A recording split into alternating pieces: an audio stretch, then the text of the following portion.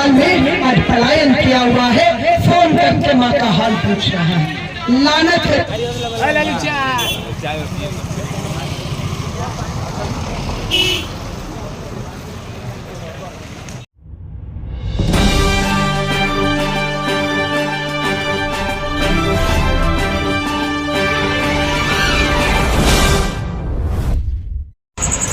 सिवान की धरती पर मालिक दीपंकर भट्टाचार्य ने कहा, यह जल सैलाब देख करके लग रहा है कि बिहार में परिवर्तन होगी और बीजेपी जदयू की अब खत्मा निश्चित है।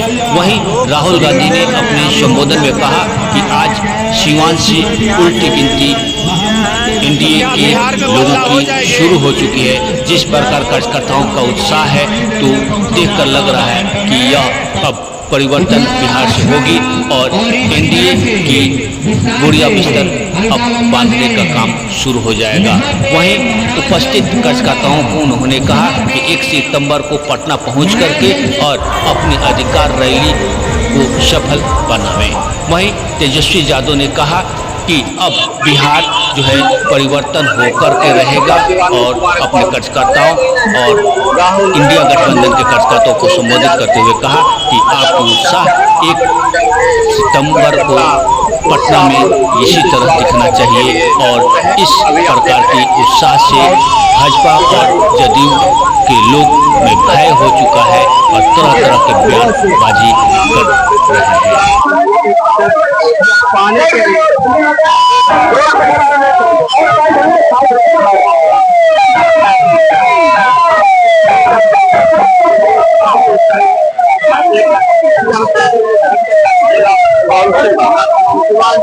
अपने नेता के दर्शन करने के लिए सुबह से इंतजार और चंद ही समय में यहाँ पर राहुल गांधी का आगमन होने जा रहा है। उनके दीदार करने के लिए हमारा जनता क्षेत्र की जनता और नेता लोग सड़क पे खड़े होकर नगाड़े के साथ लोग खड़े हुए हैं। आप यह तस्वीर देख सकते हैं, लोग बेसब्री से इंतजार कर रहे हैं और अपने कतार में इस तरह कतारबद्ध हुए हैं अपने नेता का दीदार करने के लिए।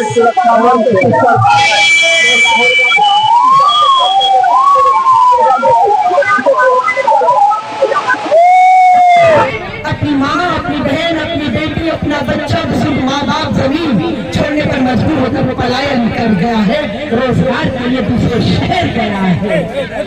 मैं आपसे पूछना चाहती हूँ, ये नौजवानों से पूछना चाहती हूँ, कोई है जो कहे हम अपनी माँ, बहन, बेटी, जमीन छोड़ देना चाहते हैं?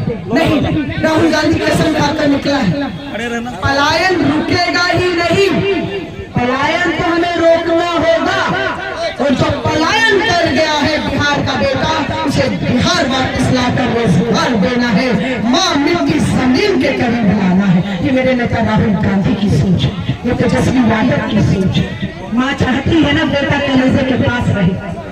आज महिलाएं मिली 20 साल कम होते हैं माँ की हैं और आज जिस प्रकार से भीड़ उमड़ी है और राहुल जी और तेजस्वी के लिए जिस प्रकार से लोग आतुर हैं देखने के लिए, वह काबिले तारीफ है। और जब उनका काफिला आएगा तो लगता है कि एक जन सैलाब उमड़ पड़ेगा जो यह बात साबित कर देगा कि जो आगे आने वाला विधानसभा का चुनाव है उसमें इंडिया गठबंधन की सरकार बनने वाली है और हमारे तेजस्वी जी मुख्यमंत्री बनने वाले हैं। आपके विरोधी कह रहे हैं कि एसआईआर के तहत जो है लोगों में भ्रम फैलाया जा रहा है, जबकि ऐसा कुछ नाम नहीं कटा हुआ है।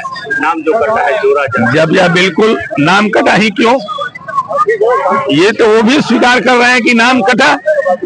आप पढ़े लिखे लोग हैं, आज भारत की लिटरेसी का परसेंटेज पहले से बढ़ा है। एक ही परिवार में, एक ही गृह संख्या में 4-4 जातियों के लोग हैं। एक ही परिवार में, एक ही परिवार के लोग किसी एक बूथ पर है, कोई दूसरे बूथ पर है। जो मर गया है उसका नाम वोटर लिस्ट में है और जो जिंदा है उनका नाम वोटर लिस्ट से गायब है। काटा ही नाम क्यों गया? और खास करके जो हमारे इंडिया गठबंधन के मतदाता हैं, उनके जो हमारा जो बेस वोट है उसके लोगों को का नाम ज्यादा काटा गया, यह बात क्या साबित करता है? और इस बात को भी झुठलाने का प्रयास भारतीय जनता पार्टी कर रही है।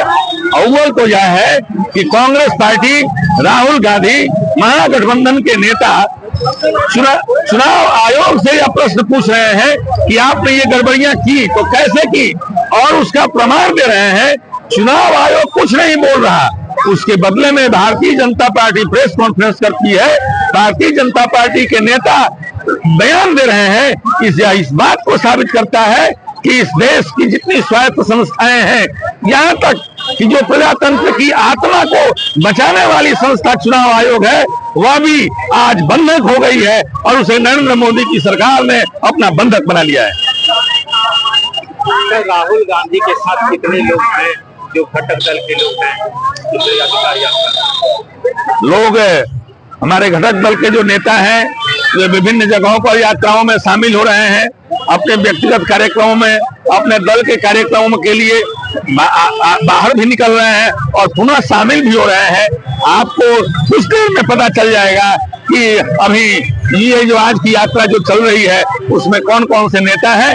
मुझे जहां तक ज्ञान है कि उत्तर प्रदेश के मुख्यमंत्री और दूसरे दलों के लोग भी आज भारी संख्या में इस रैली में आने वाले हैं।